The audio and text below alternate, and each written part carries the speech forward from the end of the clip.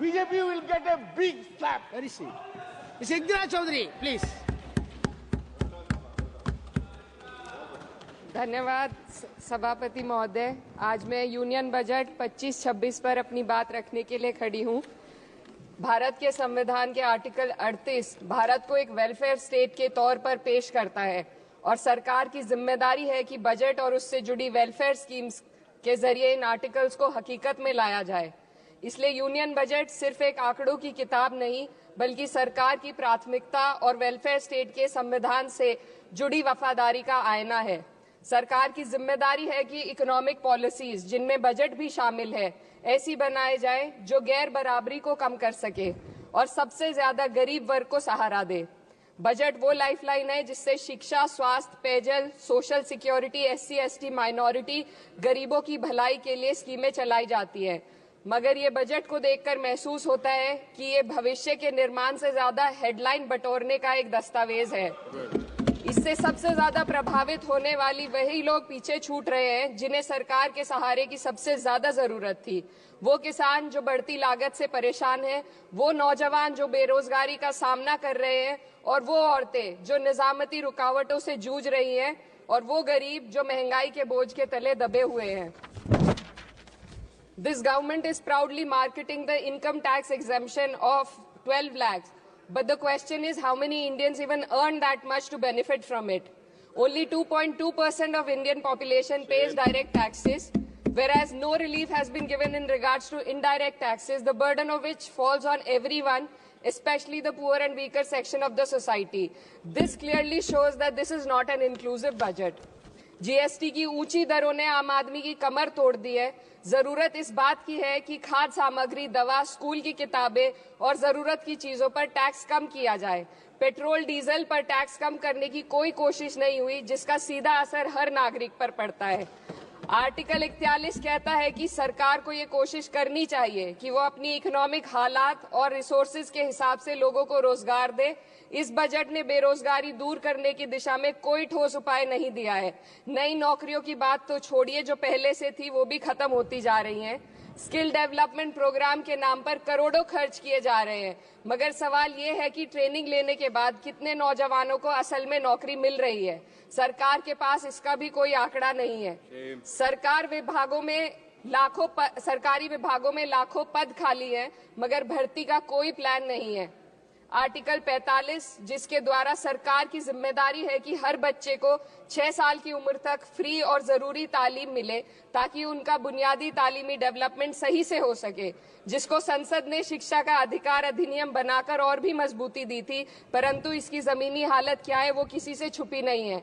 नगरीय क्षेत्रों में सरकारी स्कूलों में शिक्षक न होने की वजह से स्कूल बंद हो रहे हैं तथा दूरस्थ ग्रामीण क्षेत्र के स्कूलों में टीचर ही नहीं पहुंच पा रहे हैं।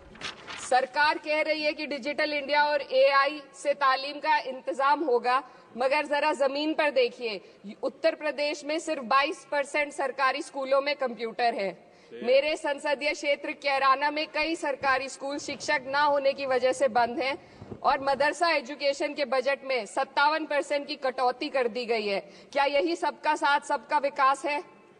इसी तर्ज पर अस्पताल हैं जहां पर डॉक्टर नहीं है। आर्टिकल 47 अच्छी सेहत और जिंदगी के स्टैंडर्ड को बेहतर बनाने की आवश्यकता पर जोर देता है। राज्य की जिम्मेदारी है कि लोगों की सेहत और उनके वेलबींग को बेहतर करने के लिए जरूरी कदम उठाए, लेकिन हकीकत यह है कि इस बजट का सिर्फ 2% ही आम जनता तक पहुंच पाता है। शामली जिले में 84 डॉक्टर की पोस्ट स्वीकृत है, मगर सिर्फ 29 डॉक्टर काम कर रहे हैं और गायनोकोलॉजिस्ट मात्र 1 है। दवाइयों की कीमतें बढ़ती जा रही हैं, मगर गरीबों के लिए कोई राहत नहीं है। सरकार ने महिलाओं के लिए बजट बढ़ाने का दावा किया, मगर 81% इसका बजट सिर्फ पोषण योजनाओं में डाला गया है। महिलाओं के रोजगार, उनके इकोनॉमिक इंडिपेंडेंस और सुरक्षा के लिए कोई ठोस योजना नहीं बनाई है। बेटी बचाओ बेटी पढ़ाओ का बजट घटा दिया गया, जिससे साफ है कि ये सिर्फ नारेबाजी थी और कुछ नहीं। किसानों की बदहाली हम सबके सामने है, लगातार चलती आ रही है। 2016 में कहा गया था कि 2022 तक किसानों की आमदनी दोगुनी होगी, मगर 2025 आ गया और MSP पर कोई ठोस गारंटी आज भी दी नहीं गई है।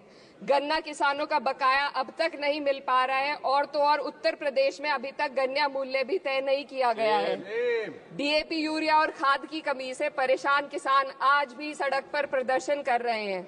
मजदूरों के लिए जो सबसे बड़ी योजना मनरेगा थी, सरकार कहती है कि मनरेगा ग्रामीण भारत की रीढ़ है, मगर बजट में कोई भी बढ़ोतरी नहीं मिलना बहुत शर्मसार है। औसतन 44 दिन का ही रोजगार मिल रहा है, जबकि स्कीम 100 दिन की गारंटी की होती है।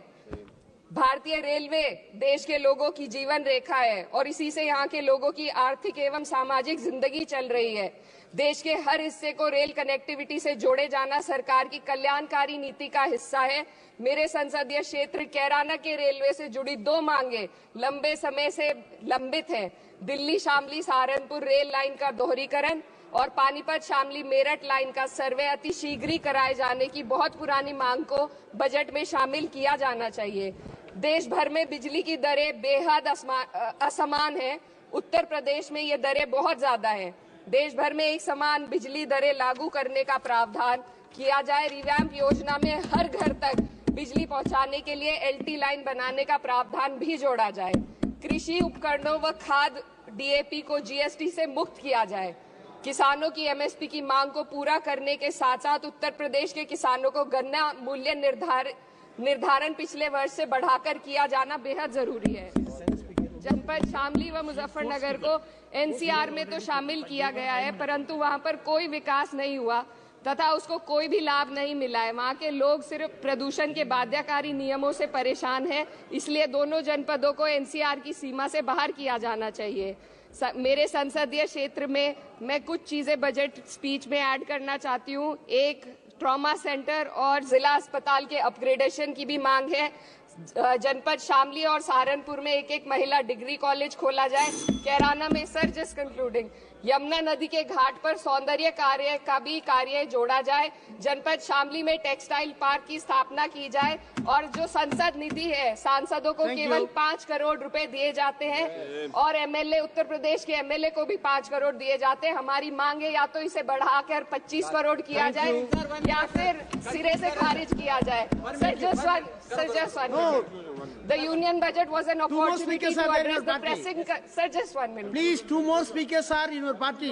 Sir, just pressing concern of India's citizen, rising unemployment, soaring inflation, crumbling public services, and deepening rural distress.